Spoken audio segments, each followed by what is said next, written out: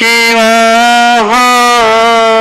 शिवोऽहं शिवस्वरूपं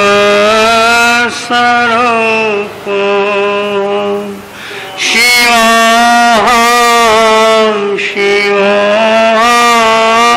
शिवस्वरूपं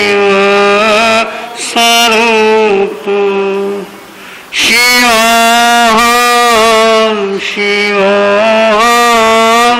शिवस्वरूपं।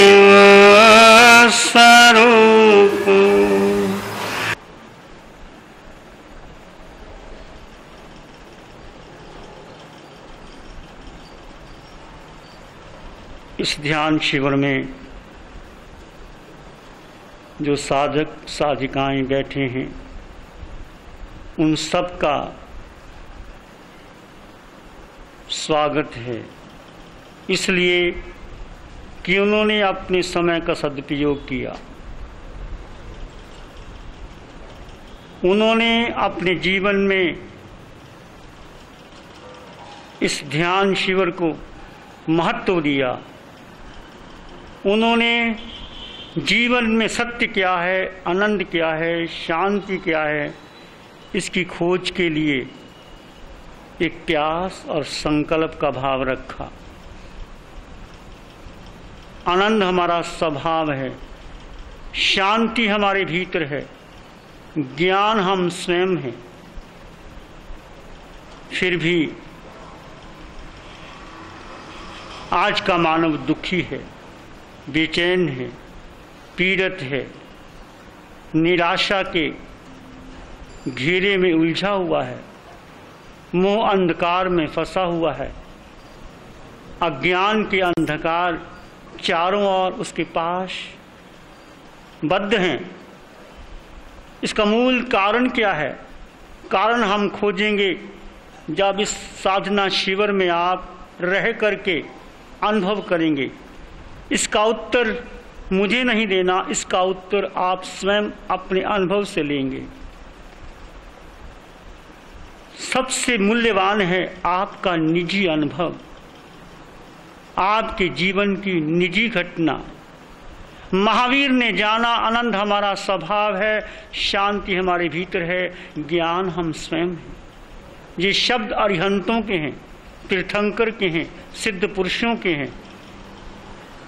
ये हमारे जीवन का अंग संग कब बनेंगे? इसके लिए ये ध्यान शिविर के माध्यम से आप जानेंगे क्यों हम दूर हैं, क्यों हम अज्ञान, अंधकार, मोह, वासना, तृष्णा, डिप्रेशन, एंग्जाइटी, पीड़ा से उलझे हुए हैं।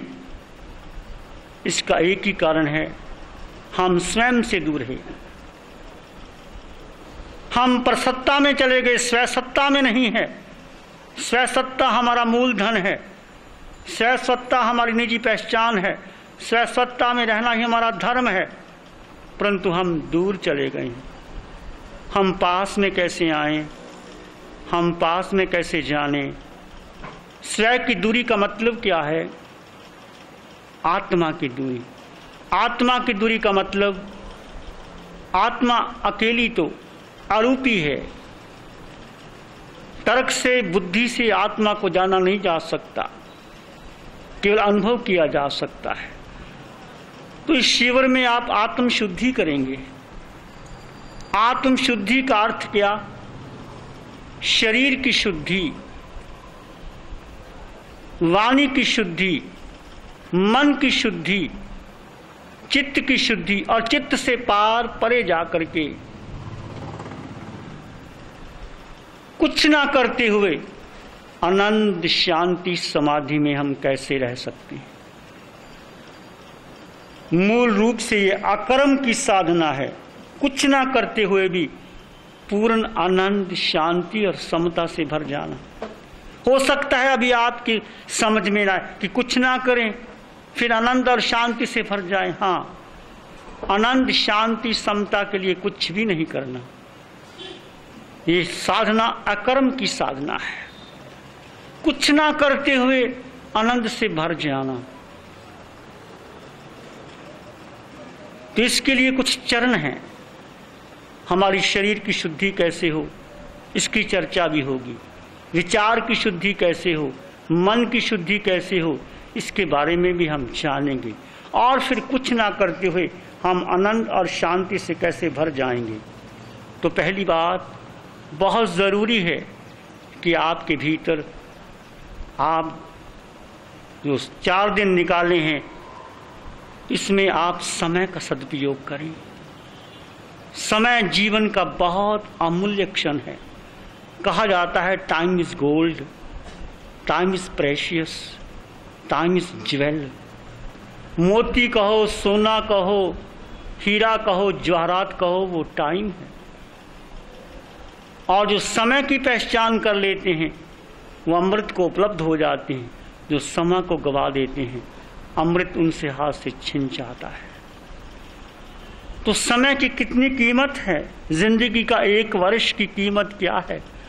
उस व्यक्ति से पूछिए, उस विद्यार्थी से पूछिए जो फेल हो गया है, 1 वर्ष की कीमत कितनी होती है। उसको 1 वर्ष के बाद मेहनत करने के बाद वो डिग्री मिली है, उससे पूछिए। 1 माह का महत्व क्या होता है, 1 महीने का, उस माँ से पूछिए जिस माँ ने 8 महीने के बच्चे को जन्म दिया है।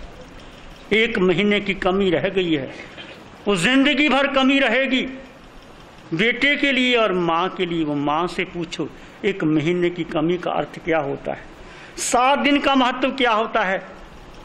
उस संपादक से पूछिए जो सप्ताह में एक पत्रिका निकालता है कि 7 दिन का महत्व क्या होता है, कैसे उसने सारी इंफॉर्मेशन कलेक्ट करके 7 दिन के अंदर देने होते हैं। 1 दिन का महत्व क्या होता है, उस दैनिक मजदूर से पूछिए जिसने मेहनत की हो, उसको मजदूरी ना मिली हो, पेट में भूख लगी हो, घर में खाने को कुछ ना हो, कड़ी मेहनत की हो और सेठ ने उसको मजदूरी ना हो। 1 दिन की मेहनत की कीमत क्या होती है, उस मजदूर से पूछिए। 1 घंटे का महत्व क्या होता है, उस सिकंदर दी विजेता अलेक्जेंडर दी ग्रेट महान सिकंदर से पूछो जो 1 घंटे के लिए अपना राज्य देना चाहता था, पूरा राज्य, कि 1 घंटे की मोहलत मिल जाए मैं अपनी माँ से मिल लूँ। 1 घंटा भी सिकंदर को नहीं मिला। कितनी कीमत होती है 1 घंटे की। 1 मिनट का महत्व समझिए उस भाग्यशाली पुरुष को, जब अमेरिका में वर्ल्ड सेंटर की इमारत गिर रही थी और व्यक्ति वो बाहर निकल गया 1 मिनट पहले, बच गया। उस व्यक्ति से पूछिए 1 मिनट की कीमत का महत्व क्या होता है। 1 सेकंड की कीमत कितनी है। उस दौड़ने वाले व्यक्ति से पूछिए, धावक से पूछिए जो 1 सेकंड पीछे रह गया है, उसको गोल्ड मेडल मिलने वाला था, उसके बदले उनको चांदी का मेडल मिला है। 1 सेकंड की कीमत से गोल्ड मेडल चला गया। कितना अमूल्य जीवन का क्षण है, पर हम कैसे गवा देते हैं। इतने वर्ष बीत गए, हमको एहसास नहीं होता। 1-1 क्षण आपका समाधि में लगे, शांति में लगे, आनंद में लगे, वो कैसे लगे, कैसे आप उस महत्व को समझेंगे। तो आप जो यहाँ शिविर के लिए आए हैं उन सब का स्वागत है। कि स्वागत इसलिए कि उसके भीतर प्यास जगी, सारे छोड़ करके काम यहाँ आए हैं और यहाँ केवल ध्यान, मौन, एकांत, शिविर के नियमों का पालन करना है। और ये 3 दिन आप मौन, ध्यान, एकांत में रह पाए तो जीवन का सत्य, जीवन का आनंद, जीवन का शांति का अनुभव आपको मिल जाएगा।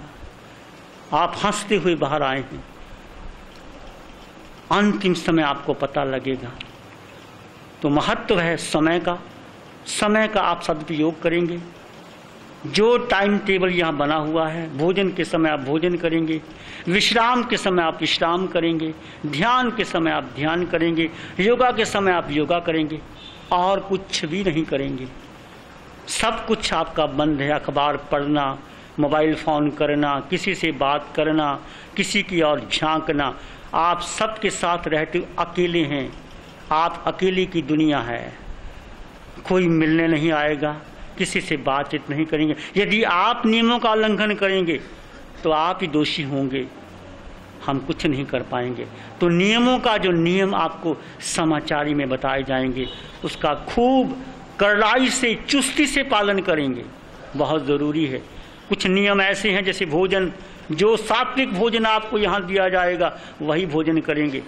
ऐसा नहीं कि छुपा के ले आएंगे और खाते रहेंगे, आपका नुकसान हो जाएगा, बहुत ज़्यादा नुकसान हो जाएगा।